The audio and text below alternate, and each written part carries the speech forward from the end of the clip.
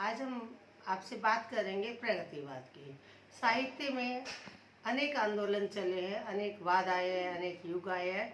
तो जैसे कि आपने देखा कि आधुनिक युग में सबसे पहले भारतेंदु युग आया, उसके बाद द्विवेदी युग आया, फिर तीसरी बार में जो है छायावाद आया, छायावाद के बाद प्रगतिवाद आया। कोई भी युग हमेशा बहुत लंबे समय तक नहीं रह सकता, क्योंकि जो उसकी प्रवृत्तियां होती हैं धीरे धीरे वो उनमें नीरसता आ जाती है, लोग उनसे उबने लगते हैं। उन प्रवृत्तियों की ही अधिकता जो है उनके पतन का कारण बनती है। तो 1936 के आसपास देखते हैं कि छायावाद का जो है पतन होने लगा था। जो जो कुछ छायावादी कवि थे, जैसे कि प्रसाद, जैसे कि जो है पंत, निराला, वो भी कुछ अलग ढंग की रचनाएं लिखने लगे थे। जैसे कि उनकी कहानियों, उनकी जो रचनाएं हैं युगांत आदि से दिखाई पड़ती हैं। निराला ने भी जो है प्रगतिवादी रचनाएं शुरू कर दी थी। अब ये प्रगतिवाद क्या है? प्रगति जो है वो एक सामान्य नियम है कि कोई भी साहित्य या समाज प्रगति करता है, पहले से आगे की ओर बढ़ना, वो प्रगति कहलाती है। लेकिन हिंदी साहित्य में प्रगतिवाद का अर्थ एक खास रूप में लिया जाता है। मार्क्सवाद से प्रभावित जो साहित्य है उसको जो है प्रगतिवाद कहा गया है। मार्क्सवाद क्या है कि इसमें शोषण, इसमें दो वर्ग माने गए हैं, एक है पूंजीपति और दूसरा है निर्धन वर्ग। एक जो है मालिक और दूसरा है नौकर, मिल मालिक और मजदूर। तो इस तरह से दो वर्ग माने गए हैं, क्योंकि इस युग तक आते आते बहुत सारे जो मिल्स हैं वो शुरू हो गए थे, कारखाने शुरू हो गए थे, उसमें बहुत सारे जो मजदूर हैं वो काम करते थे। जो मिलों का जो धुआं है, एक नई कल्चर जो है उस समय विकसित हो गई थी। और जो मिल के मालिक हैं, जिनमें कपड़ा बुना जाता था या और सामान जो है उनमें उत्पादित किया जाता था, वो जो है मुनाफा ले लेते थे, काफ़ी मुनाफा वो ही ले लेते थे। और जो मजदूर हैं उनके हाथ में बहुत कम आता था, और वो जो है अपने जो जीवन की जो सामान्य ज़रूरतें हैं उन्हें भी पूरा नहीं कर पाते थे। तो कुछ कवियों ने इस पर आवाज़ उठाई मार्क्सवाद के प्रभाव से कि मिलों में इतना कपड़ा बुना जाता है कि उससे सारी धरती ढक जाए, लेकिन जो मजदूर हैं वो अपने देह भी उनसे नहीं ढक पाते। इस तरह की जो प्रवृत्तियां हैं वो साहित्य में बार बार अभिव्यक्त हुई।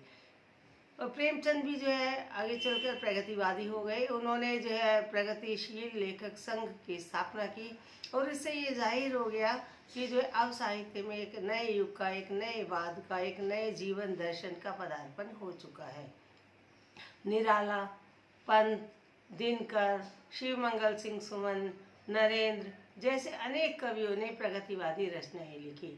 ज़्यादातर प्रगतिवादी रचनाओं का जो आधार है वो है शोषण विरोध, पूंजीपतियों के प्रति शोषण का विरोध, सामंत्य शोषण विरोध, पुरोहितों के प्रति, पुरोहित जो शोषण करते थे उनका विरोध। यहाँ तक कि इन कवियों ने जो है नारी के शोषण का भी, नारी को भी इन्होंने शोषित वर्ग में माना है कि युगों युगों से जो नारी है वो बंदी रही है, और वो जो है अपनी स्वतंत्रता उसके पास नहीं रही, वो बंदी जीवन को ही अपना सौभाग्य मानती रही है। तो इस युग में हम देखते हैं नारी के प्रति कुछ अलग दृष्टिकोण अपनाया गया। इससे पहले जो है एक कुल वधू का सम्मान होता था, उनके स्वर्ण, उनके जो जेवरात हैं, उनके जो आभूषण हैं, उनका भी जो है बड़ा सुंदर वर्णन किया जाता था काव्य साहित्य में।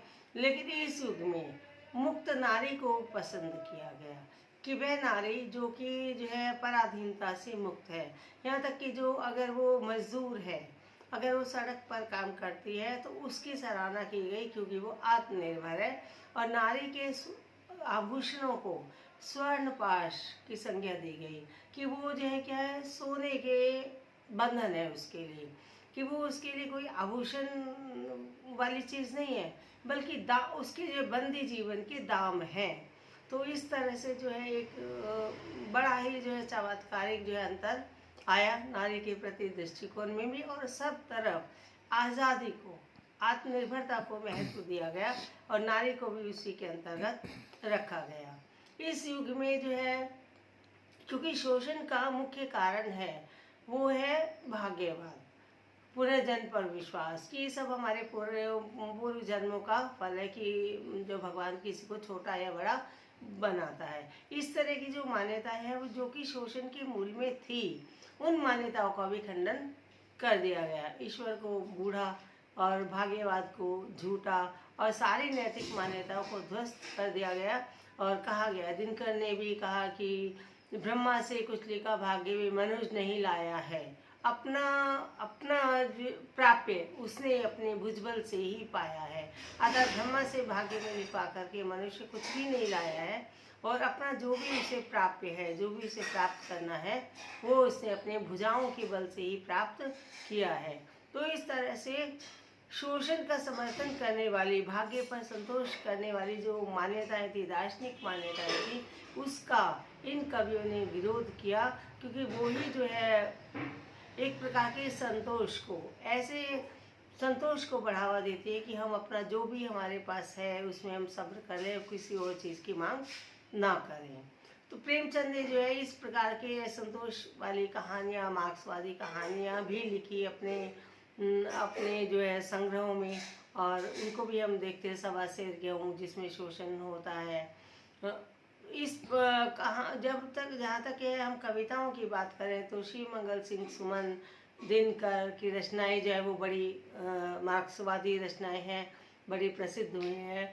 श्वानों को मिलता दूध वस्त्र, भूखे बालक अकुलाते हैं, माँ की हड्डी से चिपट चिपट जाड़े की रात बिताते हैं। तो कि जो अमीरों के जो कुत्ते हैं उनको भी दूध और वस्त्र मिलता है, लेकिन जो गरीब मजदूरों के बच्चे हैं, जो कि दिन रात जो स्त्रियाँ पुरुष काम करते हैं, मिलों में, मजदूरों में, खराब परिस्थितियों में काम करते हैं, उनके बच्चों को दूध और कपड़े भी नहीं मिल पाते। इस तरह से जो वर्ग भेद है वो जो है प्रगतिवाद का मूल विषय है, उसका विरोध करना, क्रांति का भी आह्वान इन्होंने किया है कि जो है अपने आप से जो है कुछ स्थिति में सुधार नहीं आएगा, उसके लिए क्रांति का आह्वान करना ही पड़ेगा। तो इस प्रकार से हम देखते हैं कि भाव पक्ष की दृष्टि से प्रगतिवाद अपने पुराने विषयों से, रोमानी काल्पनिकता से, प्रेम, इन सब चीज़ों से बहुत ऊपर उठ गया है और वो यथार्थ जमीन पर उतरा है। पंत जैसे कवियों ने भी कल्पना की उड़ान छोड़ करके कुदाली पकड़ ली है। जहाँ तक हम शिल्प की बात करें कि जब कविता का भाव बदलता है तो शिल्प भी बदलता है।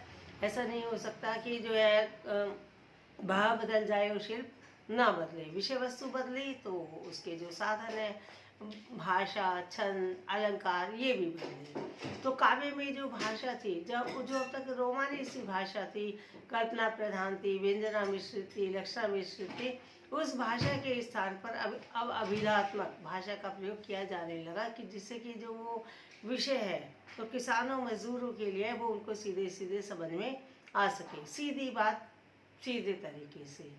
और अलंकारों की बात करें कि अलंकारों का जो मोह है वो भी इस युग में त्याग दिया गया। अलंकारों के प्रति कोई खास आकर्षण नहीं रहा, क्योंकि बात बिल्कुल सीधी सी थी, तो उसके लिए अलंकारों की आवश्यकता का अनुभव कवियों ने नहीं किया। नए कुछ प्रतीकों का प्रयोग किया गया, जैसे लाल तारा जो रूसी क्रांति का प्रतीक है, उनका प्रयोग किया गया।